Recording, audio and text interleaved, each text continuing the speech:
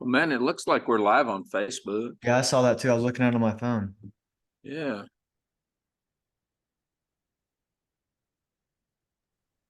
And it says at the top left too. We live? Looks like it's It working. looks like we're live. Yeah. I'm not seeing it, guys. Hmm. So Clay, you see it? I did on my phone, yes. And it also says Facebook at the top left of our Yeah. screen. Yeah, we're live. Okay. Hey, sorry for boring everybody. Boring is good. That's what attorneys do, isn't it? Yeah, right. Not these attorneys. Come on. So we're live. Let's get All right, started, good deal. guys. Kevin Thompson here. I've got my associate Clay Brewer and the great Troy Dooley, who needs no introduction. We've got a list of questions from people that we've compiled over the past few days, and we're just going to chit chat. We haven't done this since before the holidays, and I think it's a good opportunity to cover what 2024 looks like and some of the pressing issues on people's minds. So I'm going to kick it off and hand the ball, Clay, to you, because there's this issue that's before the Supreme Court that's interesting, that a lot of people aren't following, this Chevron deference. Can you explain what this is and why people should follow it? Yeah, I think it's very interesting, especially for the industry when it comes to FTC regulation, SEC regulation, other federal agencies. Without getting too much into the weeds of the academics, essentially, when a statute is passed by Congress, they defer power to these agencies. So that's how the FTC can do what it does. That's how the SEC can do what it does.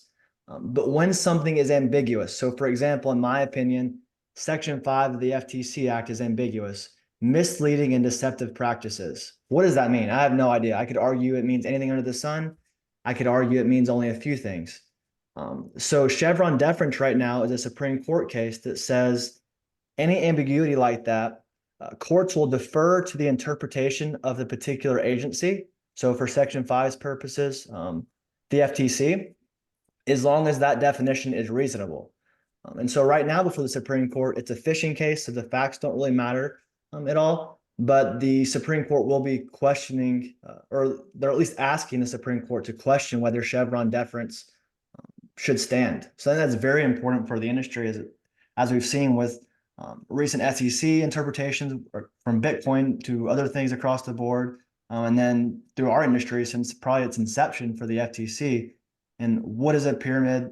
And we find that under misleading and deceptive practices. So I think it's very interesting.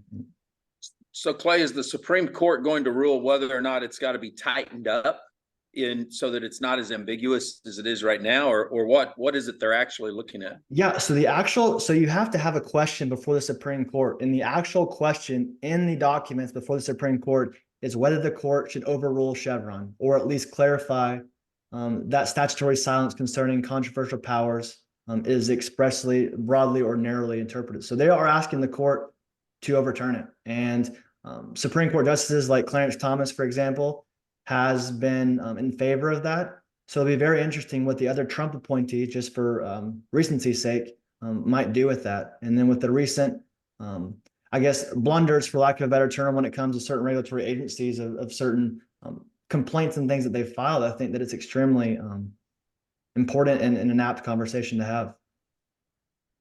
Well, I like that. Go ahead, Kevin. No, you go ahead. Going forward, how will this change assuming we get the ruling that we prefer, how will this change the FTC's approach going forward? I'm not sure how it would change their approach, because we've seen for years that numerous agencies kind of ignore the laws, as we've seen with 13B. It was, I'm not sure how long they were using it, but it was for decades, right? And the Supreme Court said 9-0. They were using powers for essentially 40 years improperly. But in short, it would punt the ball to Congress to explicitly state, this is what the FTC can do. This is what the SEC can do. And it would remove that ambiguity. It would be interesting to see the Supreme Court go that far, because it would blow up the administrative state, and how much blowing up can be done to, quote unquote, establish the rules and regulations that are already under the books. I mean, you'd have to rewrite everything, and Congress isn't very effective in doing anything these days. So that might be the political question the Supreme Court doesn't want to pursue. But that would be the extreme scenario that Congress has to specifically identify and give rules for the individual agencies for every action that they were to take. And then those specifics would allow the agencies to pursue that. So it would minimize their discretion. It would essentially take it away if they overruled it. Mm-hmm. Yeah. But then it would take a company then if they do like they've usually done and they just decide to interpret it anyway, however they want to, then it's going to take a company saying, no, wait a minute, that's not right. And then they've got to sue then whichever regulatory agency that would be, in this case, the FTC. That's correct. The beauty and the, I guess, curse of our judicial system is you have to have a company with the funds and the resolve to fight. So for example, Noora, how many companies were shut down prior to them taking it all the way? So that would be the likely result in that event. That's correct. Okay, that makes sense. Mm-hmm. That makes sense. But that Kevin actually tees up a different question, because these regulatory agencies have been going wacky for a long time. But we saw last quarter of 2023, the SEC jumped over. I mean, they just jumped all over debt box or digital licensing. And I noticed in a Yahoo Finance on December 22nd, they went back before the judge to try to get him to not sanction them. They said it was because these guys are young. They didn't know, they didn't have the right training. What kind of training? I don't care if it's the SEC or the FTC. What kind of training is needed? Either you've made it up that far to where you know what you're doing, or you don't. I mean, yeah. So the SEC got an immediate injunction over debt box, and we've seen this movie before in our industry. We're used to the abuse. And what happens is the SEC or the FTC, they run in a courtroom and they scream fire. Even if there might not be one, and they say, well, this is such a bad company. And if, just let me rewind here real quick. An injunction is where the SEC or whatever agency is trying to get certain behaviors to stop. And the way to do that is to go through traditionally is to go through the full process, and there is a proper adjudication and due process. And at the end of it all, there's a ruling for the injunction. In extraordinary circumstances, the agency can request an immediate injunction pending litigation, meaning we want this thing to stop today. We can't wait 2 years, 3 years for this to resolve itself through court. Because, and they argue that if this company has time during litigation, they'll dissipate assets, they'll flee, they'll continue to do significant harm to the public, et cetera. And so rewind to 2014 in the Vima case, you had a business that was in business for over a decade. And the owner, there was no flight risk of BK Barreco leaving the country, but that's what the FTC said. He's a flight risk, and this business is going to just disappear. And in that case, they used really assumptions to support the urgency. They said the vast majority of revenue comes from signups. Therefore, clearly it's a pyramid scheme. And the court just said, okay, sounds good to us. Well, it turns out that wasn't true. That I think it was less than 8% of the business's revenue was driven by new signups and the auto ships. So, but that was a different era. Now we've got courts that are willing to say, wait a second, you really need to prove these elements in order to get the injunction. So there's 4 elements to get an injunction before a preliminary injunction, which means an injunction during litigation. One is likelihood of success in the merits. One is likelihood of irreparable harm, meaning if the injunction isn't in place today, it's going to affect consumers' ability to recover in the future. 3 is a little more nuanced, academic. It's public policy implications, meaning is this fair? And Clay, I'm drawing a blank on the 4th. There's a 4th element. Yeah, so that would be so that public policy isn't hurt by doing this. Yeah, public policy. If you were to shut down a public utility, for example, that would probably cause bigger repercussions than the injury sought to be prevented, kind of thing. And the agency has to prevail on all 4 counts. They have to prove all 4 counts. Well, in the debt box scenario, The issue is still on the table whether these tokens are securities or not, and that will be litigated. The question is, did the SEC properly inform the court of the facts that led the court to issue the injunction? So that the court did give the SEC what it asked for. But what we're learning is the SEC, for lack of a better way of putting it, exaggerated the facts. I don't want to go so far as to say they lied. Maybe it can be construed as a lie, but essentially the SEC said, this company is shutting down bank accounts as we speak. Yeah. And moving offshore, right? And moving money offshore. And even that point was exaggerated because it wasn't close in time to the SEC's lawsuit that transfer, and it wasn't a large transfer. It happened several months prior to the lawsuit. But the big issue was the bank account closures, and the SEC said these guys, they knew we were coming, and they're closing down their bank accounts. And I think they said it was. Apologies for the debt box crowd. I'm not precise with the facts, but it was 30 plus bank accounts shut down in a very short period of time. Well, it turns out, number one, that wasn't the company's decision. That was banks doing it. So it wasn't like the company was trying to take money and flee. Number two, the timing was off. It wasn't over a 48-hour period of time. It was over several months. That fact is relevant because if it's over several months, which seems to be the case, then you're not dealing with a company trying to hide anything and flee. They're just trying to operate.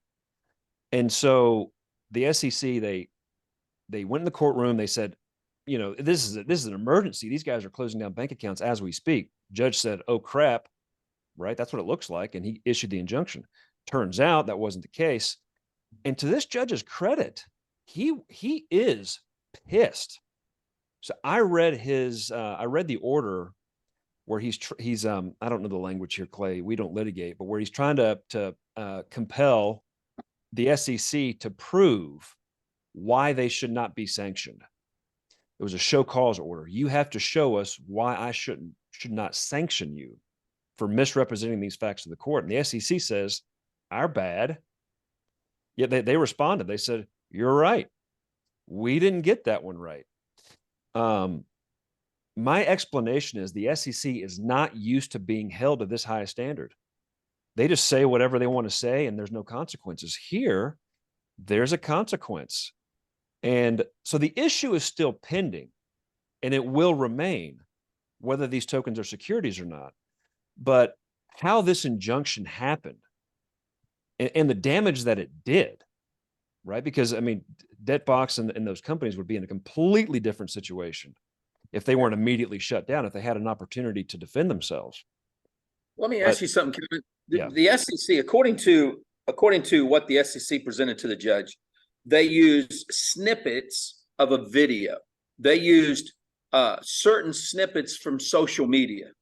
So that I know that in civil cases, anything can be used as evidence, but in this case here, there's date and time stamps on videos that go into social platforms. There's date and time stamps on images that are on Instagram or something like that.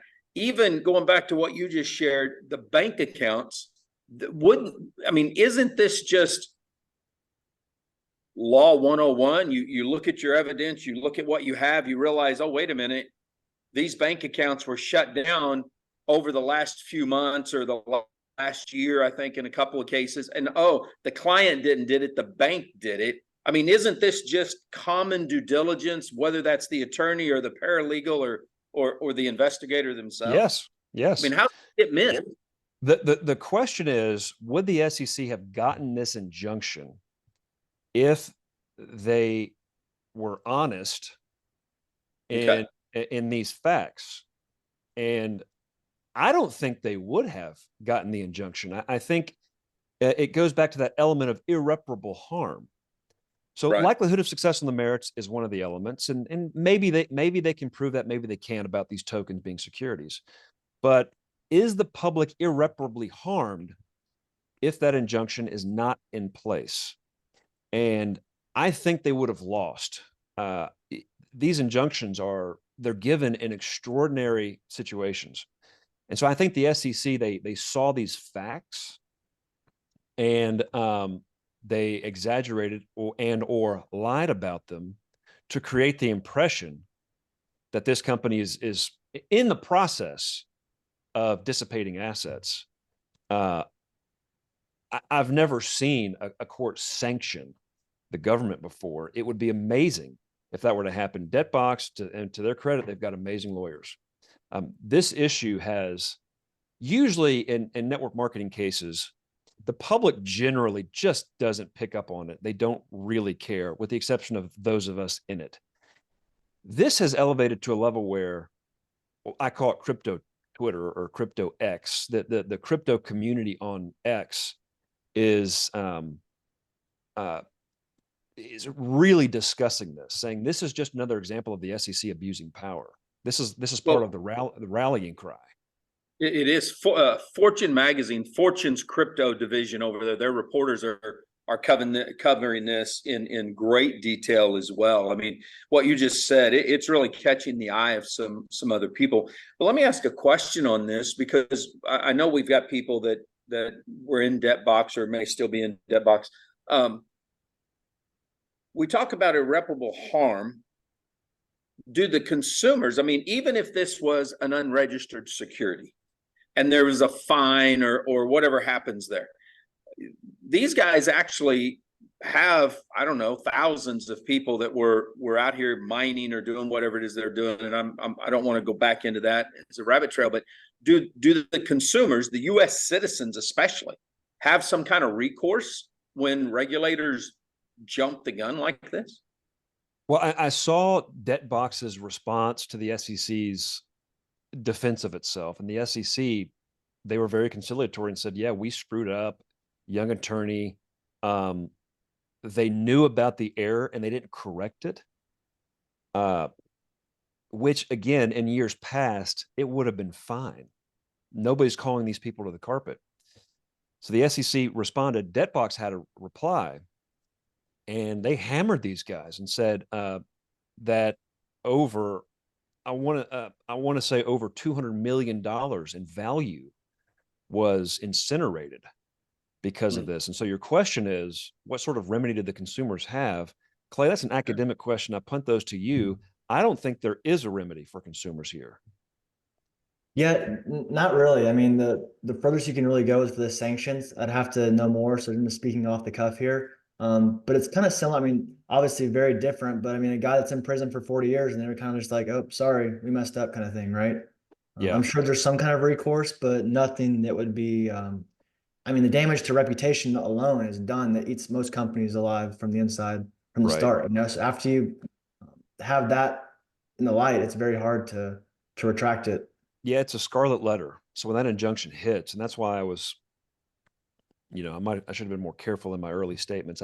It's not good for a network marketing company to go through this, even if they're innocent, because it's the scarlet letter and vendors don't want to touch them. Credit card processing, banks, etc. But Kevin, why is that? You know, I just read an article today. JP Morgan's paying $18 million in a fine because they were found to be violating their employees' First Amendment rights because of their confidentiality agreements, basically. And it basically in there says you can't talk to a government authority, so the SEC sued them. Why is it that some major, I mean, I think that's major. Why is it some of this stuff seems to catch the eye of consumers? They don't want to do business. Vendors don't want to do business. And yet here's JP Morgan just made $50 billion in profits last year, their largest year ever. And people don't stop using their credit card. Visa, MasterCard doesn't get on them. I mean, is it just because they're too big to fail? Yeah, JP Morgan specifically is a systemically important bank, and it's the different rules. That's the irony of, was it Jamie Dimon? That's his name? Jamie Dimon. Yeah, he'll testify and say Bitcoin is used for illicit actors. Meanwhile, JP Morgan's fined because its platforms are used for money laundering. It's The only blowback that I can think of if the SEC loses this issue is its political consequences. And so this is just another point in favor of getting rid of Gary Gensler. There's a movement to remove Gary Gensler as the chairman of the SEC because he's losing control of these people. And if you have to lie to enforce these rules aggressively, that violates due process. Obviously, it looks bad for Biden's chief cop, and so there's definitely a political consequence to this. Has risen to that level where now politics are involved, and I think it's not the main issue in the presidential election coming up, but it is a big issue on people's minds. With when you have an agency that doesn't want to push out guidance, they have not pushed out crypto guidance, and yet they have the discretion to sue people. And when they sue people, the allegation is they lie about the facts. That's not fair, and they're doing it in an effort to protect consumers. But while doing it, they've incinerated tons of value being held by consumers. So looking at that, I'm gonna segue because I think this is a perfect time for that, because we're talking about regulatory agencies that are questionable in how they're proceeding, and now we've got this new rule with FinCEN saying we want you to disclose all the beneficial owners in your Main Street little entrepreneur deal, or have all under the tone of money laundering. We want to protect the consumer against money laundering. To me, it's just they want information about who's doing, who owns these little companies. What is your take on all this? it's surveillance. Okay, that's why that's how I saw it. Yeah. So they said it's not public, but anything that's public is public. Or they said it's not public, so like I can't go request it, but anything that's in a database somewhere is accessible to the people that want it, right? So exactly, Clay.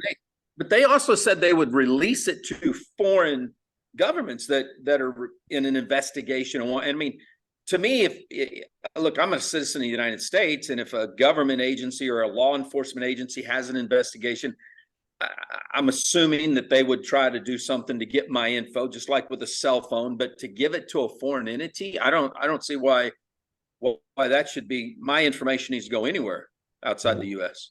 As a country, we have grown accustomed to a lot of surveillance happening. So the Bank Secrecy Act, which was passed a long time ago, part of the deal is that banks have to report suspicious transactions and transactions over the value of $10,000. I don't know when it was passed, but since then, $10,000, it's not the same. It's more like $30,000, but yet it's still $10,000. And so banks are sharing this information with the government.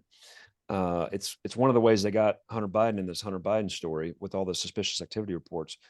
But real quick, I want to summarize what you're talking about, this FinCEN rule. FinCEN is a Financial Crimes Enforcement Network, Clay, I think.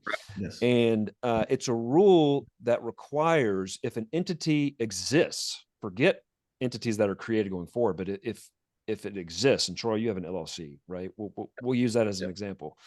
Now you have to go on the FinCEN website and add yourself as a beneficial owner of the entity.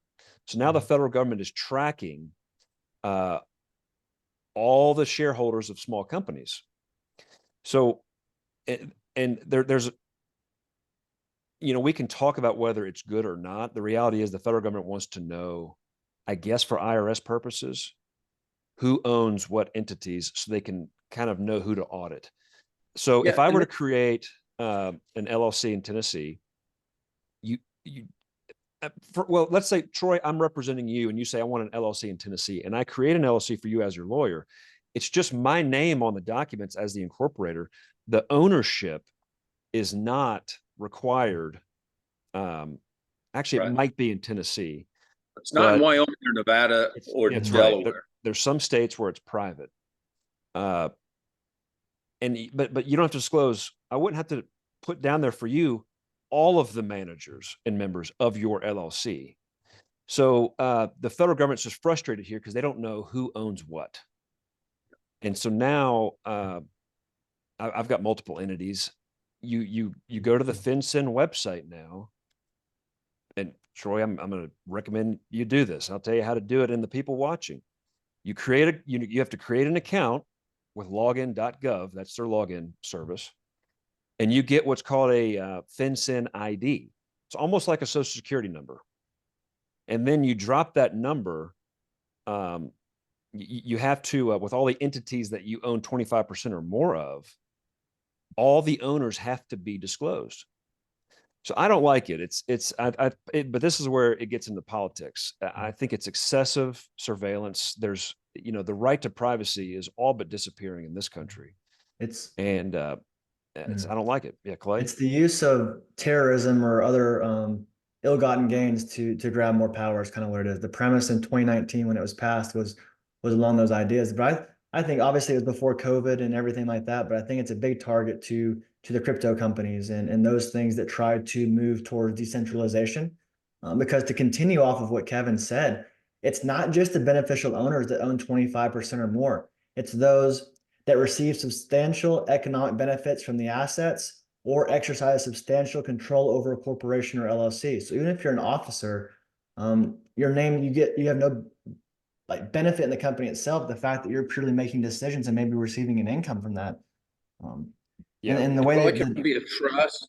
If the trust is the owner, well, it goes upline. So then the trust, you've got to give their beneficial loan. It's the weirdest thing. But Kevin, going back to something that you said earlier with Jamie Dimon and JP Morgan, if you've got 50 or more employees, or you're doing, I think it's 5 million or more, Clay may know about this, but it's a big amount of money. If you're doing millions, you don't have to register. And we know what happened with JP Morgan with money laundering and other banks such as that. So it's like, it really is surveillance of the little guy. What's happening on Main Street, it seems like, is what they're going after. Yeah, I think it's pretty obvious they're going to use it to drive audit efforts. So the IRS has been juiced up, and once they know who owns what, hypothetically, for example, Troy, this is hypothetical. I've got an LLC and you're a partner in it, and maybe, you're supposed to pay your taxes, but not everybody does. Now that the federal government will know, well, Troy owns 25% of this LLC, and there's no K-1 on his income tax, on his tax return, and they can use that to direct audit efforts. That's the innocent explanation, which doesn't sound so bad. Everybody should pay their taxes. But it really gives these agencies a lot of information, and information that used to be private.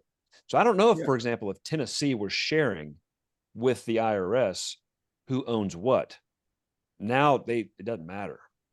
Well, no, it won't matter. And if people are wondering, well, how can they police this with all of these entities? All they have to do is pull the database from every Secretary of State. If they see there's 50 million entities in Tennessee and there's only 1 million that have registered, they're going to start digging deep and sending out. And I think it's $10,000 per violation that for each entity or each year that you don't file. I'm not sure, but I know that the number $10,000 was on the website.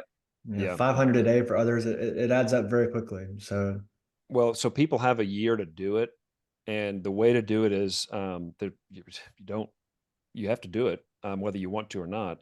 Kevin, that's a year. That's a year if you're already an entity. If you're filing right now, you got to do it right when you do it, correct? Fair point. That's right. And so for existing entities, create that login.gov account where you have to provide your driver's license and all that stuff, and get that FinCEN ID. And then you have to drop it in there with all the entities that you own. So yeah, it's getting crazy out there. Yeah. Hey, let me ask you guys a question. You had a good year last year, man. I'm seeing a lot of publicity coming out of the firm and stuff, but I remember watching one of your guys' lives with a couple of your partners that you started taking a few distributor cases, and you did it early on, Kevin, when you were smaller, and then you got away from that and you've gone back. Can you guys share, did any of these cases that you guys took on last year, were there any substantial wins where the little guy actually was winning maybe against some of these companies that can be called predatory? I'm super proud of our team. Yeah, thanks for bringing that up. We've got, in the past, we really didn't do a lot of distributor cases because it just creates conflicts. A lot of companies don't like it if the lawyer represents companies on the one hand, but distributors on the other. But as long as there's no conflict, as long as our firm doesn't represent the company, labor and employment issues can be argued either way, pro or con against non-competes, for example. And we've got a partner at our firm. He's been with us for a long time, but he's really taken an interest in these kinds of cases. J.K. Sims, and just, I don't want to say exaggerate and sound like Donald Trump, massive success. But if distributors have a good defense, they're in a good position to negotiate a really quick resolution. If they're dealing with lawyers that just don't understand the industry, that to me is a disadvantage.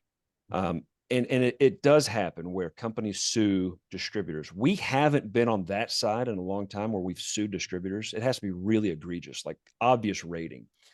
But somebody who's a small rep at a company and they just switch and they go to another company and they do a social media post and they get sued for solicitation.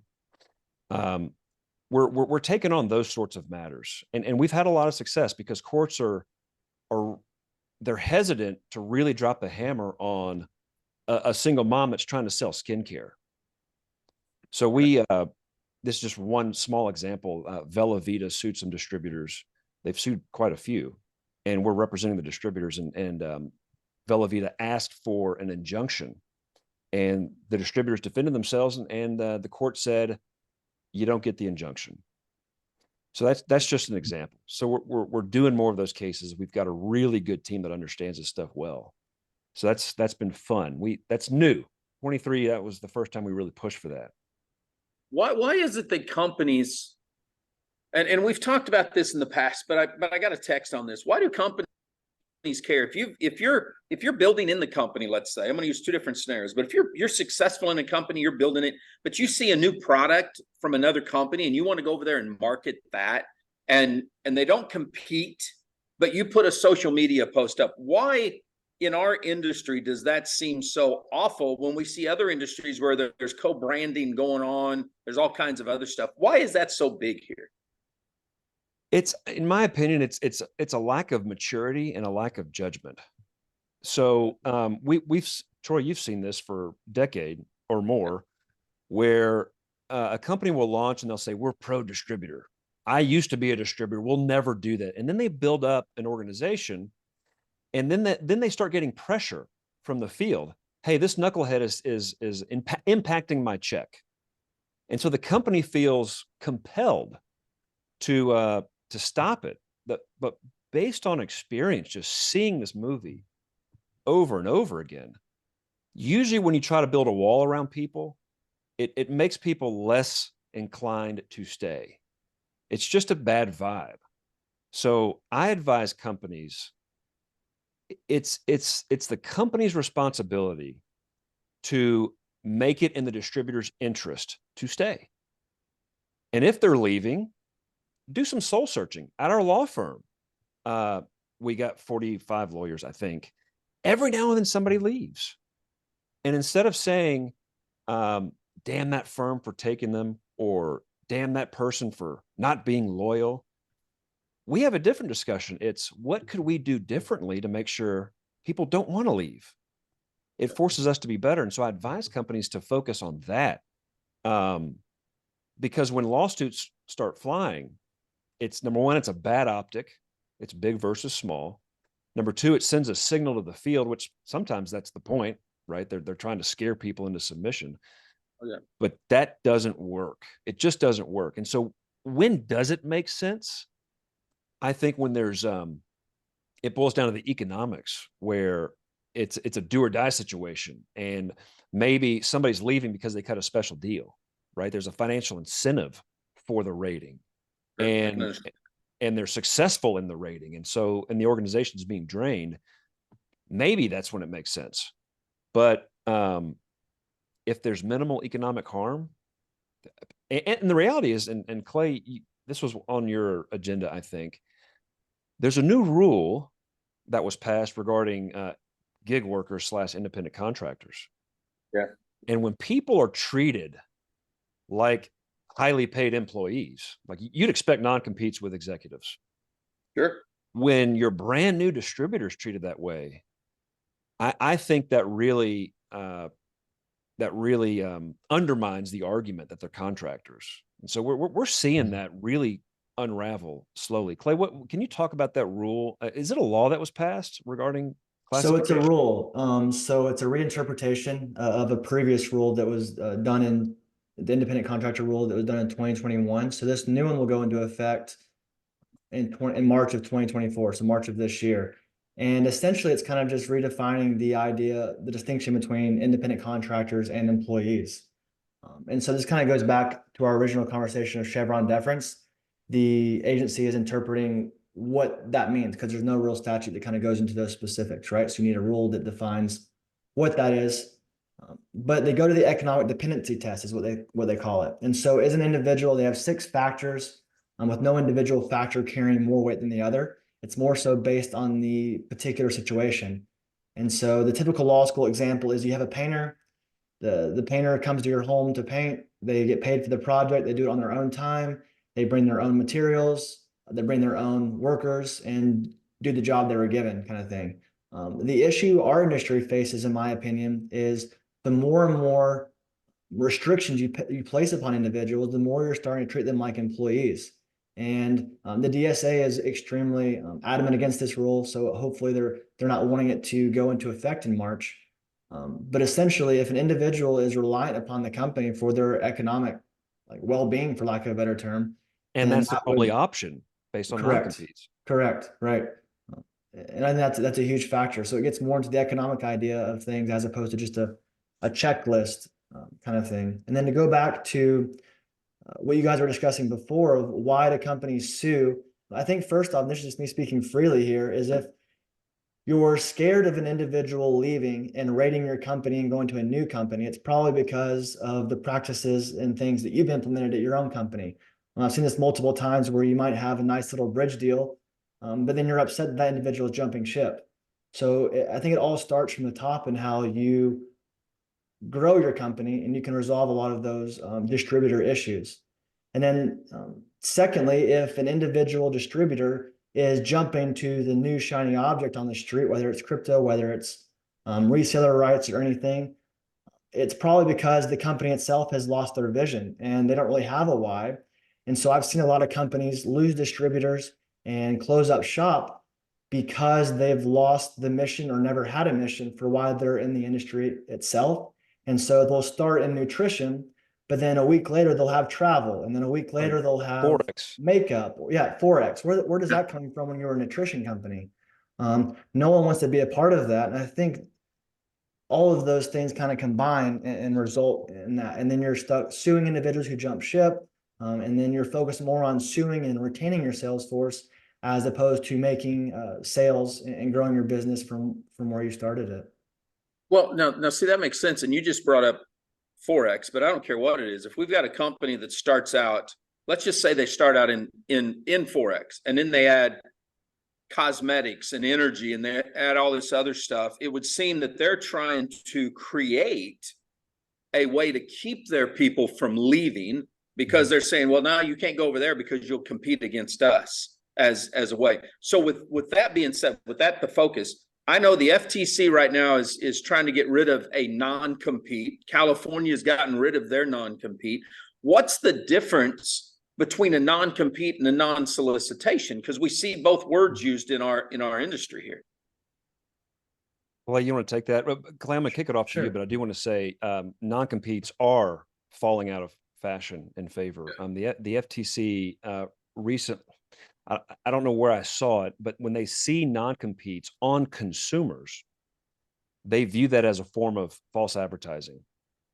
Because a lot of these consumers really aren't fully informed. Yes, they click through the sign-up process and they agree to the policies, but the FTC is, in this regard, they're right. A lot of people don't read those policies carefully. They don't know they're agreeing to non-competes, and to lock consumers up doesn't pass their smell test. So, sorry, Clay, I'll take it. The non-compete is it restricts people from joining another company that competes. It's pretty basic.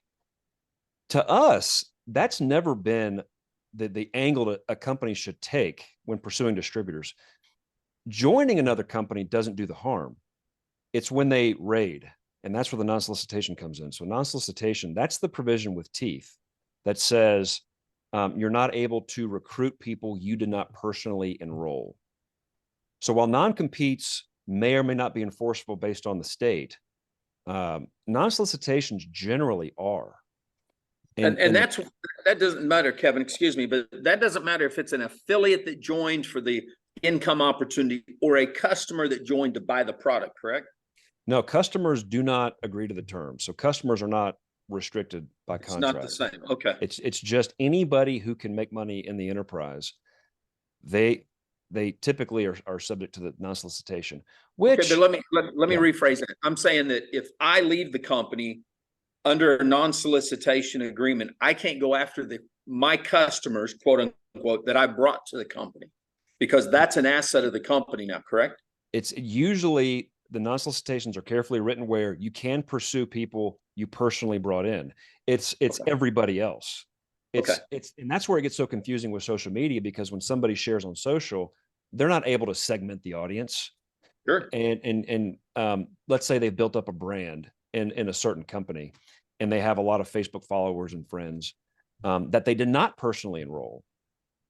When they go out and they do a post for something else, a lot of companies are taking the position, hey, that's solicitation. That alone violates the contract. And that's where having a good lawyer to argue that point, where really a Facebook post is more like a street sign, a billboard. It's not a targeted recruitment effort, and so it shouldn't trigger that deal. But it's gone so fast too. Yeah, you see companies that they're suing on that basis, and then they're not having a lot of success on that one. Well, I want to flip back to something Clay said, because and Clay, I wish you could have met my first mentor. Kevin can tell you he was an eccentric individual, but Rod Cook was called the MLM watchdog. And he wrote an article back in 2000 about how companies were putting so much regulation then in their policies that he felt like sooner or later the IRS would come after the companies, because they were treating them like employees versus independent contractors.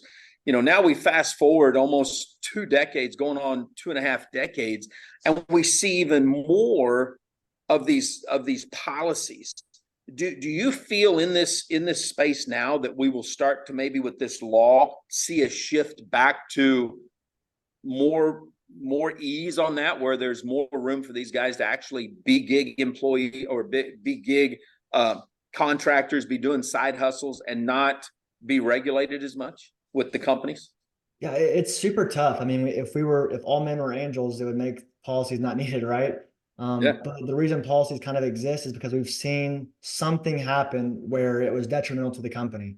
And so based upon who our client is, you put their interests first. So I mean, to get academic, a non-compete is incompatible with an independent contractor, because you're restricting someone, to quote the new rule that goes into effect in March, their economic dependency, right? They're dependent upon the company to work, right? And by not enabling them to leave to market their products, that's tough. But then again, as Kevin stated, let's say that you have an all-star, like an ace that you call it in the industry, who's built a huge downline, who has an incredible presence in the company.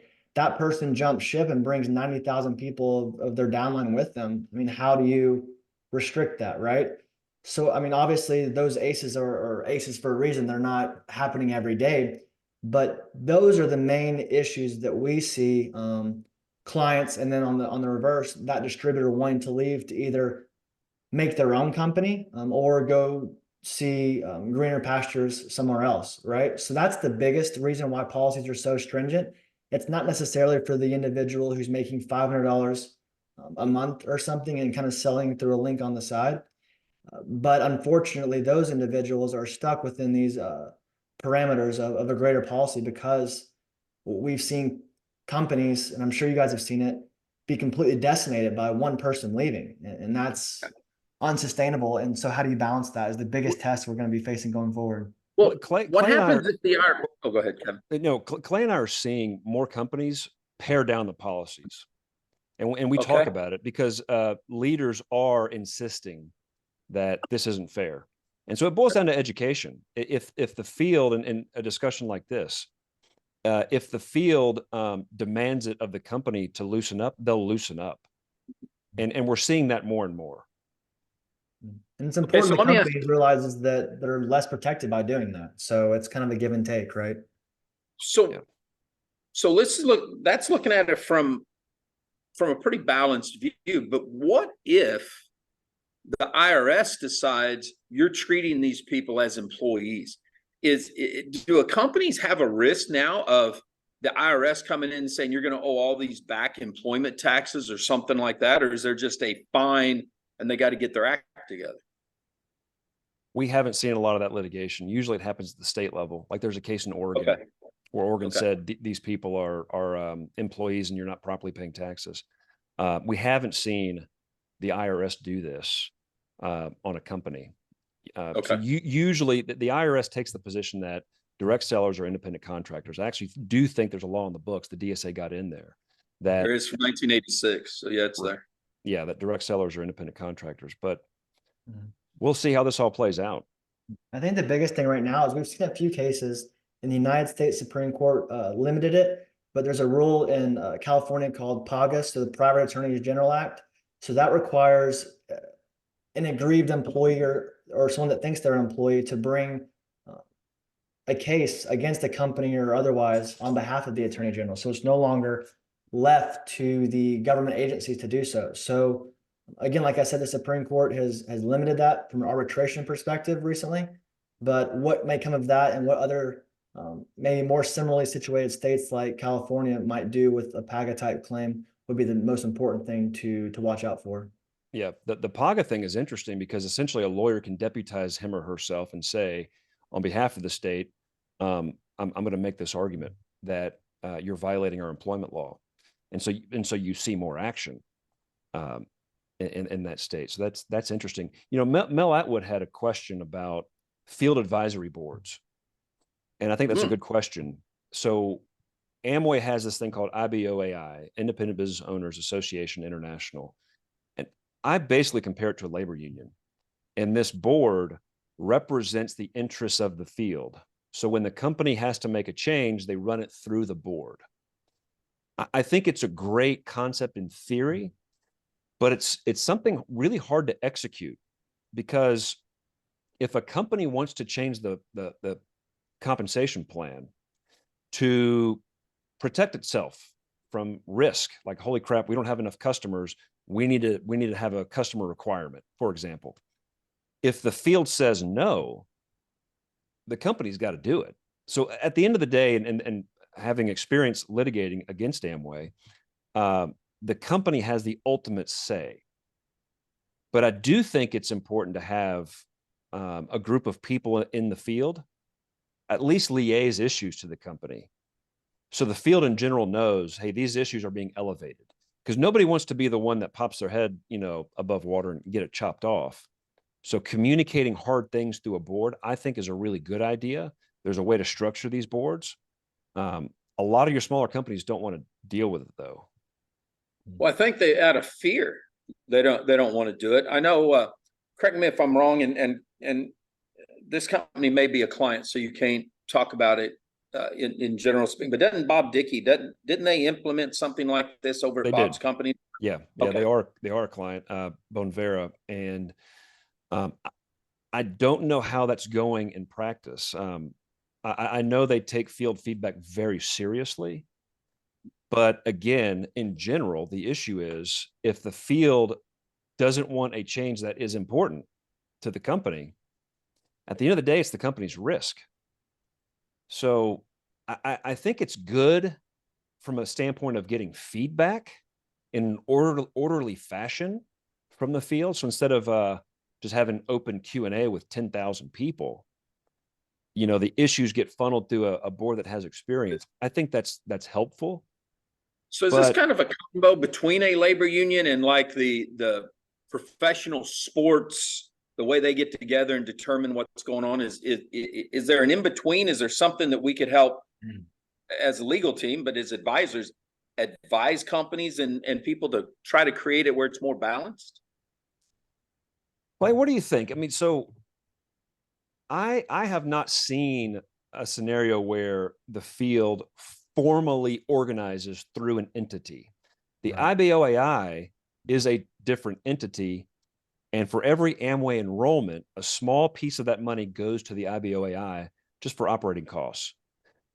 I haven't seen that outside of Amway. It's not a bad idea. Mhm. I haven't seen it either, but I think that something along those lines, what it looks like in practice versus theory is a bit different, of course. But I have seen a trend where a lot of top leaders in companies are becoming frustrated with management, especially as those companies may become bigger or may become public or something, because the disconnect from a professional CEO to maybe a distributor, coach, brand partner, whatever, seems to be a growing divide. And that's the biggest issue where I think something like this might be appropriate. But of course, you don't want to structure it in a way to where this is gonna come off wrong, but to where the distributors have too much power as a sports union might, because that will just cause a deadlock, right? So for example, if you have a company policy that is critical for the survival of the company, but it's going to trim someone's check by half a month, that's never going to get approval, right? But I think knowing why the frustrations are there, why people are jumping ship. I think this would be great, going back to the previous question that you raised, Troy, is why are people potentially jumping ship that requires or leads to companies taking suit or action against their distributors? I think it all stems from a disconnect, not understanding what the field is actually going through. Well, and look, we've seen one, two, at least three different associations try to launch to bring companies and reps together. And those haven't even worked. Reps aren't even willing to pay $50 a month to be part of, or even $50 a year to be part of an association. The only time I've ever seen an uptick in any association is when there's already a problem. I got terminated, or the company did this. I mean, there doesn't seem to be any concern until there is a concern. And I think that's where the DSA, at least the last 100 years, has stayed actively involved in the political side of things. And if we could somehow create either a blanket entity or the guidelines, the framework, so companies could say, hey, this would be a good thing for us to do. Let's bring these original top leaders in, help them figure this out. Because Amway's, I mean, they're the granddaddy. It seems to have somewhat worked for them over the last few decades. Yeah. Well, there's kind of an asterisk with them. I mean, it's a $10 billion plus company. It's privately held, and most of their income comes from overseas. But they've had over 55 years, 60 years to operate. There's benefits of being the first too, Yeah. a variety of things. Good point. This brings up well, you mentioned having a sort of to steal Richard Brooks' concept. He had this idea of a seal of approval, where essentially an association like the MLMIA, hypothetically, could have certain standards. And if companies meet those standards, they get this seal of approval. And that's not a bad idea. But it's really hard. And this is why I've given up. I don't like politics with committees and multiple people, and nothing against it. I just don't like it.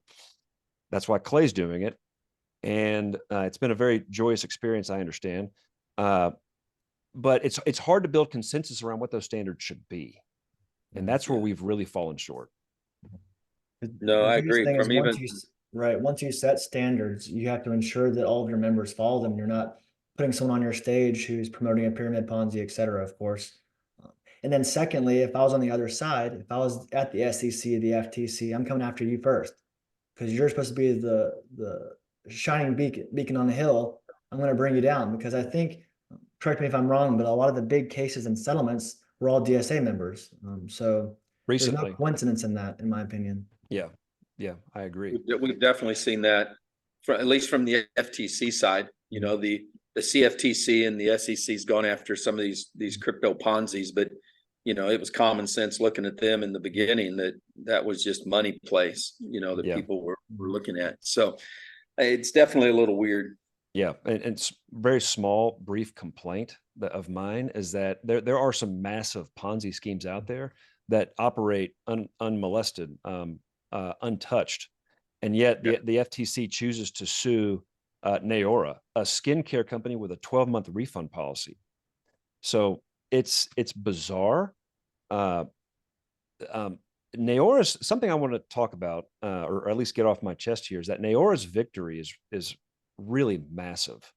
And just to reiterate, the industry hasn't had a victory since 1974, a real victory where the company was cleared on all counts. Noora, they won, and thank God for them. And going forward, kind of an open question in my mind, and Troy, I want to know what you think, and Clay, what you think, is what's the FTC going to do going forward? Because they haven't brought a pyramid scheme case recently. And how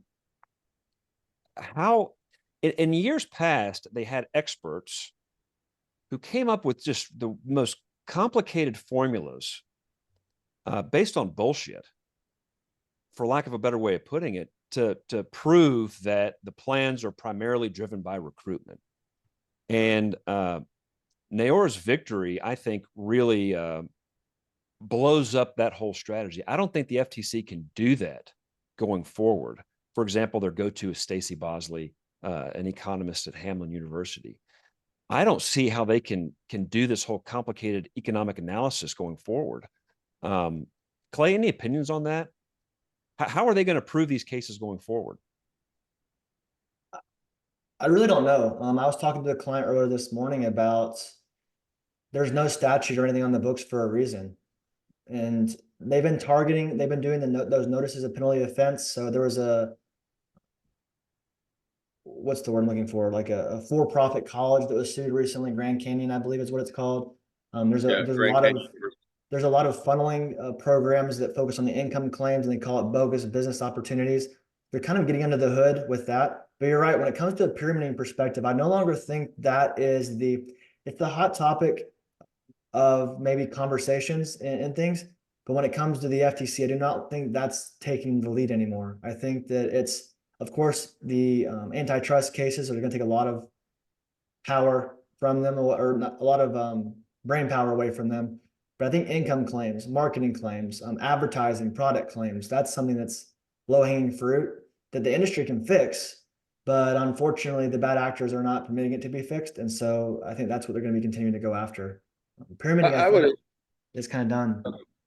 I agree with Clay on that. I think after you saw the Supreme Court's ruling on them on 13B, you start to see them going after the penalty offense, because they can now go after those specific situations. And this is where I've still got questions on how big the Noora success is, because with the judge ruling, the company couldn't be held responsible for what the independent contractor did. That to me opened up Pandora's box for now the FTC just to go directly after the distributor and start nailing them. And we saw that with some of the essential oil companies after COVID-19. They just went after and nailed these quote unquote experts. So in one way I see it, okay, this is good. Although, Kevin, help me out here. They use the Torres test versus the Koskett test. So that also is another limiting factor that as I've kept pondering this from a layman's standpoint, because I only play an attorney late at night when everybody else is asleep at your firm. So, I'm looking at this thinking, well, wait a minute, how big of a real success is this for us, or will this open up some new avenues for the regulators to use? Yeah. Clay, do you have an immediate thought on that? Yeah, I think the Noora court in particular, again, that's not binding to the whole country. So it's very important individuals realize it's just a federal court in Dallas. So it's a great win, but not a panacea. But it gives arguments for everyone to use going forward. And I think, obviously Costco's always going to be on the books, and it's going to have that two-pronged approach. But the court seemed to liken the Burn Lounge decision, where it really comes down to the individual distributors. You can buy product and be a distributor and not be a pyramid. I think that was something that they reiterated that was really interesting. And so that's why Kevin and I have really started to promote to clients, have surveys, like, are people purchasing for the value of the product? Are they purchasing for the income opportunity. Because I'm very adamant on those notice of penalty making authorities for money making schemes and for endorsements are going to be the easy money grab too. It's super easy to get a money because you're gonna find claims somewhere. So surveys are huge, I think. You know, you just mentioned that, and this is an apples to orange. Actually, let me back up. Let's look at the economic experts that the FTC has used in the past. One of my former clients got hit with the SEC, and they said fraud, unregistered security, and there was a third one. Based on the economic expert for my client, the judge said, no, it's not a Ponzi. No, it's not a pyramid. No, there wasn't fraud, but there was an unregistered security. Her economic report literally showed the numbers, which went against what the SEC was showing. And they used the same expert that you're talking about, Kevin. And it was interesting because the judge was able to look at that and say, no, these numbers aren't accurate. The economic expert for the government is blowing these numbers out of proportion. So I think what I've been seeing, judges are getting wiser to what these numbers are. They've gone to themselves and said, let's do due diligence in areas like this so that we can better understand the direction that it's going. So I do think we're going to see more and more. They're going to go after just the easy low-hanging fruit. I can get you on an income claim. I can get you on a testimonial, which brings me to one of the big things we've seen hit the direct sales industry. And I don't know why. This has been around forever. And these are these master resale rights. And people are saying, oh my gosh, this is going to ruin my company. And this is flowing through my company. And what should I do? And look, it's legal. You can do all you want. Here's where the glitch is for the person that is marketing this. And Clay, you touched on this. You don't know if those endorsements or testimonials are legit because you can't change any of the copy on that website. That's why it's called a master reseller right. You're taking somebody else's content that they've created that they say, no, you can't change anything. And you're marketing it for 100% of the money, which sounds great, except if you're the one that's going to get hit because you're promoting it, you're not going to have a leg to stand on. You can't go back. Half these sites, and I went and looked at some of the sites, they're under private registry. They're offshore. So when we see this stuff hit our industry, these guys are looking for a way to make money. And Kevin and Clay, we talked about the cult mentality of some network marketers in the past, and that's literally what we're seeing. People can't recruit, volume's down. They look for what they think's an easy road, and they start slapping up all this stuff that really would be no different than the three of us launching a site that says, give me $29 and I'll show you what a pyramid is. You know, and it's like, that's what these guys are basically doing. They're saying, look, if you join our company, we're going to give you something you can put on the internet and other people are going to buy it from you. But at the end of the day, there's no real product. There's no real anything that is out there for the consumer. There is no consumer. Everybody's joining. So that, with legal terms, I think is a pyramid. And that's what these guys are creating without even realizing that they're doing it, because the master reseller rights are being used incorrectly. Many years ago, I used them as a funnel to bring people into my network marketing company. And that works. One of the big ones a long time ago, matter of fact, Mike Dillard, when he was still in the network marketing space, it was called magnetic sponsoring. And a lot of us would buy it, we'd use it, we'd bring people in, we'd build our main organization, but we'd use that as a funnel to help people understand you need to go build your business. That's not what these guys are doing. And the endorsements are going to get them the income claims on these sites. There's just normal consumer protection laws on the books against that, as Clay can say, you know, and that's where the issue is going to come into play. Yeah, I'm always skeptical when there's a very nuanced legal approach to a concept. So if it's hard to understand, I mean, you want to support entrepreneurs that take risks. That's part of the business. But in this industry, it's a bad idea to try to find the line and dance on the line. And I don't know as much about this subject as you do, Troy, but there's this assumption that the company is not responsible because they're selling the product, and whatever they do with it, it's on them. I think the government can find a way to tie it all together. Well, now they will be able to, because now we got this BOI law. So they're not going to be able to hide behind private registry and all that. They're going to eventually take this up. They're going to find the individual at the top. Yeah. And they're going to realize that's where all the money's at. It's all these little guys paying $300-400 that never made any money. But this guy up here at the top, that it. Clay, you and I just talked about this the other day about membership programs, because I was asking you a question. You said, Troy, I don't know about the membership program, but it's the same thing. If all you're doing is selling a membership and the guy at the top's making all the money, well, yeah, the little guy at the bottom just paid $40 a month, ain't going to say anything. Why this guy walked away with 7, 8, 9, some cases $92 million. Right. Yeah. We'll see how that one unfolds with It's tough too, because a lot of people that jump ship for these types of things freak out companies, because companies are worried about that individual, again, to reiterate what I said before, chasing the new shiny object on the street. There's always going to be individuals that want that quick buck, right? So I think the success in our industry in particular is to start with that vision, and don't jump around and everything, because if you sell a community that has a great product, arguably you can fight back against people that want to jump ship for these types of programs, as opposed to trying to just hang on for as long as you can, kind of thing. So that's my I'd be skeptical of companies that say we're not responsible. To me, that's a red flag. And and they hide, Kevin, under the First Amendment. You know, they say, look, we're just the creator. We just created the content. It's how you're selling it. It's how you're promoting it. You know, we got our little disclaimers at the bottom. But every time I look at the disclaimers, they're not even written the way the FTC says to write it. There's no bold, this is an income disclaimer. Clear and conspicuous. They don't even know what they're doing. Yeah. Yeah. Let me ask a question to you guys, though, on this note, and this is off topic, but it's part of it. And we've touched on it in the past.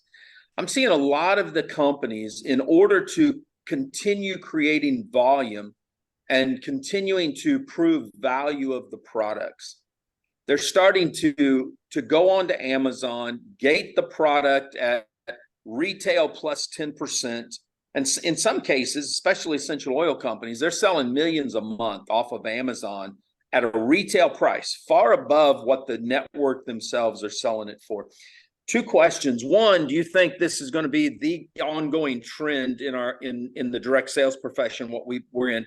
And two, does this help them if regulators come in like at Noora and say, well, we think you're a pyramid scheme? If they show all these customers through different channels, is that a benefit or not? I can handle the last part of your question. Clay, do you want to handle the first? This idea of moving products through e-commerce platforms? I think that the industry and marketing and sales of product in general, moving to these direct-to-consumer platforms, whether it's through influencer models, affiliate models, or these platforms like Amazon. The problem it has with the industry itself is it destroys the network marketing company, right? So yeah, great. It's great that you're making products and putting them in stores or through other retail means, but that will destroy your direct sales model. If I can go buy Tupperware at Target, I'm not going to go to Sally's house tonight for a party, kind of thing, right? Obviously, social media and stuff have transformed where companies are going, but it's a double-edged sword putting products there. I'm sure you'll increase your returns. Amazon is a highly respected company and easy to get products from, but it's a give and take there. But do you think it destroys the network if the consumer is going to be paying a higher price for the product, like Tupperware is now in Target and Walmart? So if they're paying a higher price there than if they're going to a Tupperware party, is it just the convenience? You think, Clay, I'm already there. I'll just grab this. I'll pay a little bit more, but I don't have to get out of my house. This could be go ahead. Well, it's good for brand awareness. Sure. Vima tried to do this. Beauty Counter did this, where Beauty Counter's case, they sold a lower quality product at Target. And the thinking was it increases awareness, gets the brand in front of people. There's a saying, if you sell outside the network, you cease having a network. I mean, network marketing works when the reps have the exclusive rights to the product. And so companies can experiment and try to have these other channels. I think that's okay. Whether it's good business or not, I'm not going to judge. Legally, you asked. Yeah, go ahead. No. Let me stay on this just for a second, Kevin, because you just hit on something. So if the network, I'm going to play devil's advocate for the marketing team. So if the network's volume is going down, isn't it the responsibility of the C-suite to try to figure out how to keep revenues up? Absolutely. Yeah, I think there's no legal limitation there. You asked, does it help the company if they can show they have customers through these other channels? Yes. And the short answer is it does not. So all that matters is what money is driving the pay plan. And okay. It's good that the company can prove that there's a market outside the network, but the distributors have to be selling too. And the distributors have to be selling a minimum of 50% of the volume really needs to be coming from customers. That has to happen at the cellular level, at the rep level. I would argue that Amazon's sale wouldn't be able to be used in the commission plan because it's not from a sale that's driving the commission. Does that make sense? I just talked myself. Well, the customer would buy the product from the company direct, and so there would be points, and then the customer then resells through Amazon. So that would work. Yeah, you could do that, but then you're gonna, even then though, the company would need to cut a deal at the top with Amazon to make sure those stores were tied to the database somehow so that people weren't playing. So yeah, once it's there, good luck getting it down once it's on Amazon or other platforms, right? I mean, there's great platforms they can help you peruse it, but it's more of like a whack-a-mole as opposed to an exact science.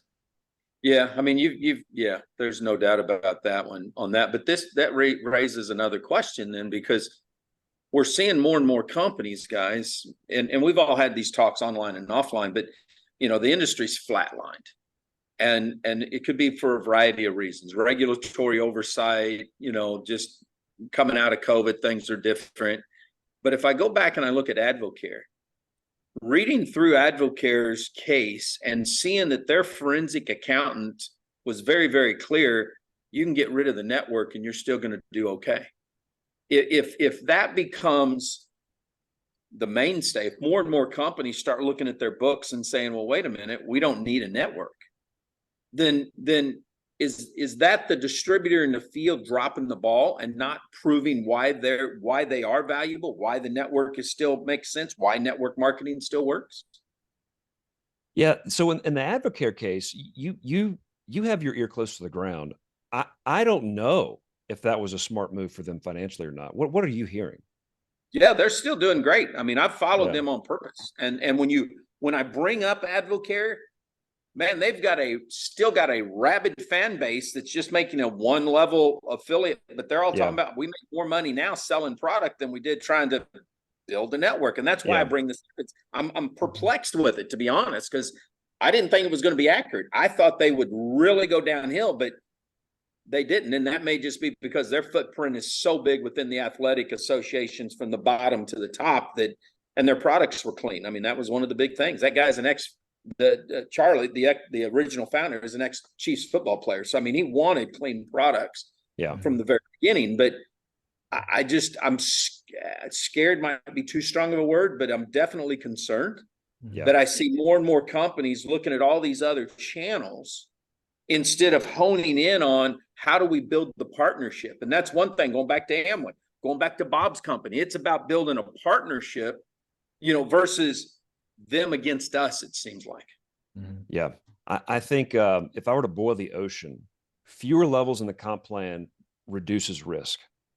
Yeah. And so if companies can move product with an affiliate plan and do well, they should, because it's easier to administrate and there's less risk, because when there's less of an incentive to recruit, there's fewer income claims being made in the field. Build my business so you can earn Y, XYZ. So fewer levels, less risk. And if it boils down to the quality of the product, the product can stand on its own, then I think that sort of model would make sense. Now, network marketing products in the clean companies, those are good products. There's a market for them. There's sufficient customer sales, but you need more energy from people. You need more energy from the field to explain it. And if that's the case, the multi-tier structure, that's the way to go. But again, if you don't need that, then fewer levels make sense. So really, it's just left up to the discretion of the company. I think what happened leading up to the Noora decision, a lot of companies were intimidated. They saw the carnage where you could have a great business with a great income, and you're affecting a lot of people, and it's fun, and then everything's taken away in a day. I think those stories scared people, and so they're trying to do different things to sell product. Mhm. I agree with you on that. I've got, and I know, man, you guys, I just love it when we hang out because we could go. We've been over an hour. It's fun. Yeah, I got two more I want to. The one is not anything we've talked about offline, but it's a situation I'm monitoring. Modere at the end of last year terminated their number one distributor, but where this was tricky is he was also an insider, also had equity and was part of some other things, and there was some private conversations. When I looked at the case, and I'm not here to say who's right or who's wrong, but I saw this as a very conflicting situation because reps feel, especially leaders, feel like they need to go out there and protect the organization, protect the downline. At the same time, an equity holder has fiduciary responsibilities. The sky might be falling, but you're still going to go down with the ship type of thing, or you're going to throw your equity in and run. Is there a rule of thumb or from a law standpoint where if a client came to you and said, hey man, we got this top rep, we also want to get him in the equity, we want to make this, is that good, bad, indifferent? Do you guys have opinions on something like that? Yeah, so typical lawyer answer is always it depends. If somebody has equity but they're also in the field, they're double dipping. And that's not illegal, but they're making money on the profit side and they're making money on the expense side as a rep. And so when that happens, that just needs to be disclosed to all the current shareholders and equity holders that this one in particular is going to be an expense for us. And so I think full disclosure is important. Does it create a conflict? I guess it could, but not always. Okay. So give me some more facts here. What's the problem in that Modere situation? Usually, the average distributor has a lot of defenses when it comes to litigation in the for non-compete and unsolicitation. Well, but the moment you're an equity holder, those contracts are pretty tight. They are tight, and I think that may be where a settlement out of court comes into play, because everything Modere has thrown, and this is Justin Prince was their guy. Man, he did a phenomenal job at converting them from New Ways into Modere. Had rocked it out. But according to the case, when there was some conversations privately, hey, we may have to cut out some bonuses, we may have to sell, we may do whatever. He took that to top leaders. Now, one of their allegations is he went below his personally enrolled. Well, when you're the top guy at the company and you've got all these leaders and you're going, that's probably going to happen. I mean, that's the way I see it, and to his credit, they've not been able to get an injunction against him or anything else. He's being very professional in this, and it's an equity firm. And we know from some of the disclosures that they were upside down. They had some loans on their inventory. There was some things going on. But when I studied this case, I thought, man, I honestly believe this is a lack of understanding, on a distributor's part, of what's expected from someone who owns in the company. I was on a technology call today. I'm under an NDA. I'm not going to go share that with anybody because, hey, if this works, we make money. If it doesn't, it doesn't. But, I don't think he fully understood. But I also now believe that the equity firm doesn't understand network marketing either, because I don't think this has been beneficial for them. And when I looked at it, it's like the one part that really I think is beneficial, because we've seen this in the past, is, Kevin, and you hit it, the double dipping. I know one of my dear friends and longtime clients, Terry LaCour, got hit for that. He merged his company up into a public shell. They didn't disclose the fact that they had the top positions. SEC and shareholders got upset, and history proved out that he should have disclosed that. So I do agree with you. On that. I think sometimes when I say something in public, people say, what do you know? Versus, hey, you guys are the ones with the sheepskin on the wall that says you're the attorney. So well, you know as much as we do. And then Modere, personally, it's hard for me to feel sorry for them because and you know, I'm not putting words in your mouth. This is my experience. They cut a Yeah. lot of deals to quote unquote Oh, buy sure. leaders. Yeah. And so on the one hand, you're cutting special deals for leaders, knowing that they're going to break those contracts with where they're coming from. Because you can't hit those sales incentives without rating the existing organization. So on the one hand, they benefit from that behavior, but when it happens to them, they act all butthurt.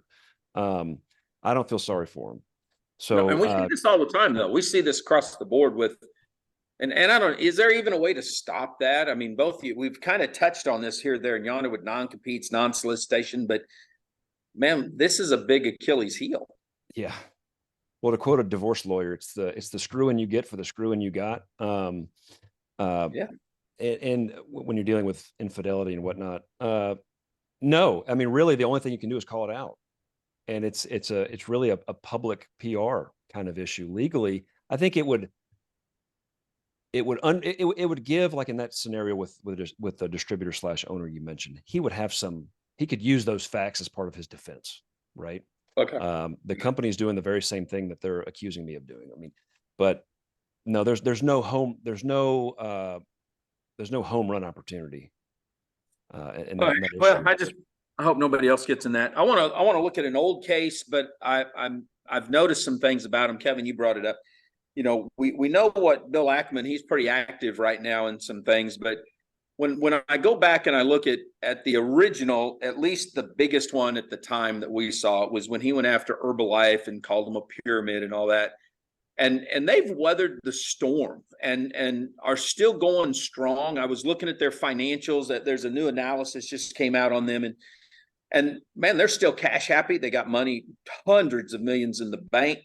Their volume's down a little bit, but it's higher than it was during that period of time when they were going through some struggles. I mean, everybody took a hit in COVID, but they've come back out of it. But they've done something too, that because here on the island, we've got an Herbalife store and it's run by reps in the field. I mean, I've never seen a company quite do it the way they are. It kind of goes back to what we were talking about with multiple verticals a minute ago, but share a little bit of your insight. Cause man, you were knee deep in the Herbalife deal. I love this subject. I absolutely love it. And golly, I don't want to just go on and on. But the Herbalife settled with the FTC in what year was it, Clay? Why am I drawing a blank? Was it 2016? 15, wasn't it? 15. Yeah, it was July of 2016. And essentially, the FTC, they didn't say the P word, but they accused Herbalife of operating as a pyramid scheme. And they said, going forward, these are the rules. You got to do it the right way. And for years, all the critics piled on Herbalife's a pyramid scheme. And this is what bothers me, is that when people are wrong, like when I'm wrong, there's a consequence, and I accept that. There's feedback from the market. You touch the stove, you burn your hand, and you learn. Critics, they don't care. This is proof. It's not about the facts. And so hundreds of articles were written about Herbalife being a pyramid scheme. Herbalife settled with the FTC. If they were a pyramid scheme, they would not have been able to generate retail sales.